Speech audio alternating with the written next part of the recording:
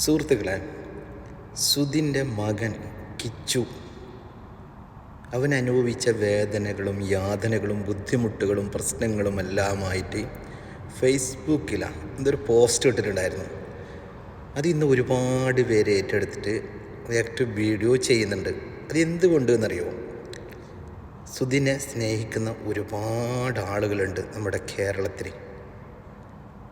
അതുകൊണ്ടാണ് അവരുടെ മകനിട്ട പോസ്റ്റ് ഒരുപാട് ആൾക്കാർ ഏറ്റെടുത്തത്.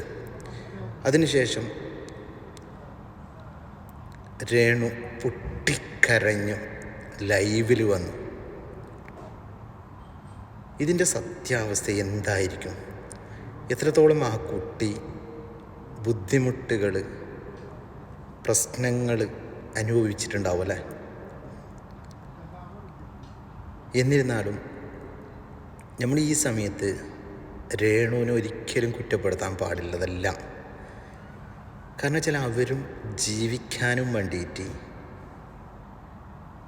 ഒരുപാട്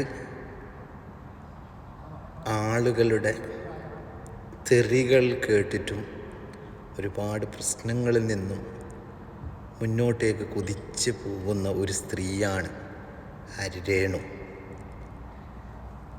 പക്ഷെ അവർ റീൽസ് ചെയ്യുന്നുണ്ട്, അവർ പണം സമ്പാദിക്കുന്നുണ്ട്.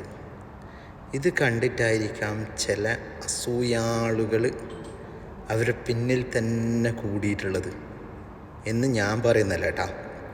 അവരൊരു വീഡിയോയിൽ പറയുന്ന വാക്കുകളാണ്. അവർ പറയുന്നുണ്ട്, ഞാൻ സമ്പാദിക്കുന്നുണ്ട്. സമ്പാദ്യം ഏതിൽ കൂടിയിട്ട്? റീൽസ് ചെയ്തിട്ട്, എനിക്കറിയുന്ന തൊഴിൽ ചെയ്തിട്ടാണ് ഞാൻ സമ്പാദിക്കുന്നത്. എന്നിരുന്നാലും നിങ്ങൾ കിച്ചുവിൻ്റെ വാക്കുകളും രേണുവിൻ്റെ വാക്കുകളും കേട്ടിട്ട് ഇതിലാര് പറയുന്നതാണ് സത്യമെന്ന് നിങ്ങളൊന്ന് കമൻറ്റ് ബോക്സിലിടട്ടാ, മറന്നോണ്ടാ. ഇൻസ്റ്റയും ഫേസ്ബുക്കാണ് ഏറ്റവും കൂടുതൽ. ഒന്നും തുറക്കാൻ പറ്റുന്നില്ല. ഇവർക്ക് ഈ കണ്ടന്റ് ഒളികൾക്ക് രേണുസുതി വിത്ത് അല്ലെങ്കിൽ എബോവ് രേണുസുതി, ഈ രേണുസുതി എന്നുള്ള കണ്ടന്റ് മാത്രമേ ഉള്ളവർക്ക്. വേറെ ഒരു കണ്ടന്റും ഇല്ല, തുറക്കാൻ പറ്റണില്ല.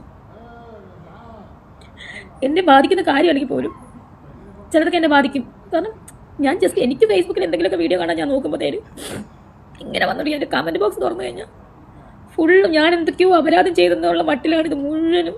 എല്ലാവർക്കും അറിയാവുന്ന കാര്യമാണ്, ഒരു കണ്ടന്റാണ് രേണുസുതി. ഇവർക്ക് എന്തിന് കാശ് കിട്ടുന്നുണ്ടായിരിക്കും അവർക്ക് മാസം. പക്ഷേ ഇതിപ്പോൾ ആഘോഷിക്കാൻ, ഈ ഒരു വീഡിയോ ഞാൻ ഇട്ട് കഴിഞ്ഞ് ഇത് ആഘോഷിക്കാൻ ആൾക്കാർ കാണും ഇഷ്ടം പോലെ. അവൾ കള്ളക്കരച്ചിലായിട്ട് ഇറങ്ങി, അവൾ മുതലക്കരച്ചിലായിട്ട് ഇറങ്ങി. ഞാനും ഒരു മനുഷ്യനാണ്, മനസ്സിലായോ? എനിക്ക് വേണമെങ്കിൽ ഇപ്പോൾ